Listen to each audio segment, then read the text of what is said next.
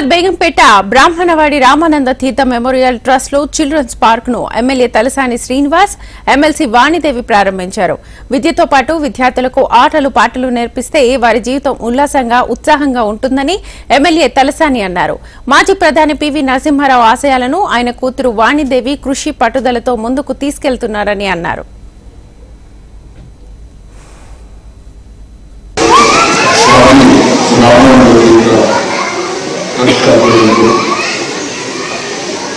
వారి యొక్క ఆచరణగా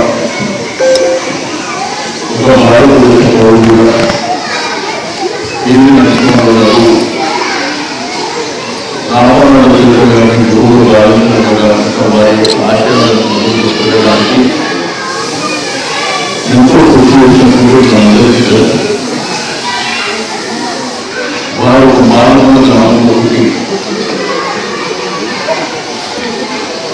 రాజకీయ వ్యవస్థ ద్వారా ప్రజలను ముందుకు చేయాలనేటువంటి సందేశంతో ఒక శాసనసభ్యులుగా, ఒక మంత్రిగా, ఒక ముఖ్యమంత్రిగా, యావత్ దేశానికి ప్రధానమంత్రిగా ఎన్నో సేవలు చేయడంగా అందరూ నిర్మాణం చేసుకొచ్చి ఈ రోజు భారతదేశం ఉండడానికి ప్రధానమైనటువంటి కారకులు పివి నరసింహారావు.